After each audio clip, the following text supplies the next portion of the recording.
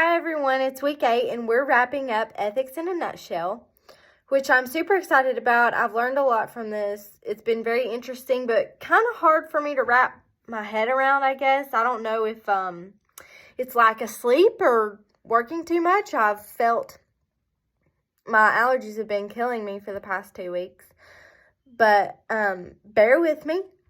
I'm going to get through this analogy that I've put together, and I'm so excited to share my thoughts on Ethics in a Nutshell, Chapter 6 with you. So, summing up Chapter 6, you have a go at this life. You have to have a balance. So, we're going to examine the scenario. So, we have utilitarianism. So, let's say it's my sister. She's falling off a horse. Well, I want to go save her. It's my sister, so I'm going to go save her. But if there was someone else about to fall off a horse, just because it's a right thing for me to do, I would go save them as well.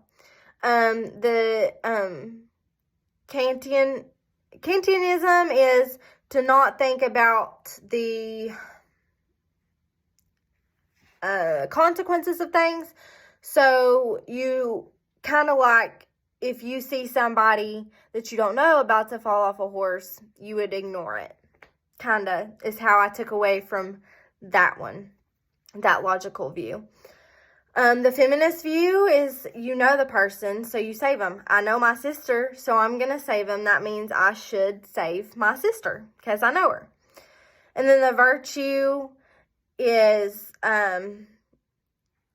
you are either going to be cowardly or you're going to be brave. You're going to,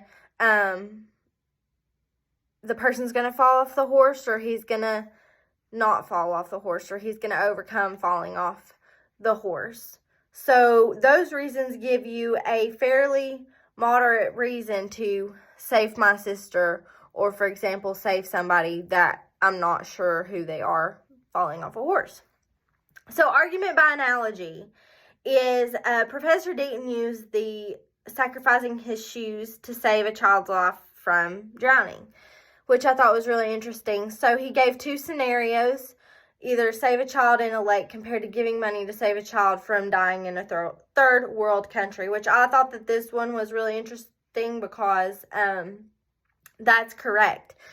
You go, you see something happening and you go to save a child. So like if you volunteer at, let's say the Children's Hospital, for example, you want to help those people, or you donate money to that. Okay, let's backtrack. You donate money to a children's charity, a children's hospital. You don't know exactly where that money is going to, or how much they take out for themselves, or where it goes. But say you give money to a friend to buy food because they don't have any. That's a good example of the argument by analogy. Next, we have video number 3. It's the intuition, reflection, and coherence. So there's a moral intuition, which Professor Deaton explained this as just knowing it's unethical. So if there's something going on, and he gave the example of the 9/11 incident, that is unethical. But to people in Al-Qaeda, he said, okay, well, they might not think it's unethical, but to us it is unethical. But it is unethical because if we were to fly 2 planes into buildings in Al-Qaeda, that would be unethical to them. So for the conclusion, it's just a respect for other character matters. And you can use all these theories together in argument by analogy. So last but not least, we have our part 4. And it's talking about how states require a driver's license. And if you're not good at driving, you get that license taken away, which, of course, makes a lot of sense.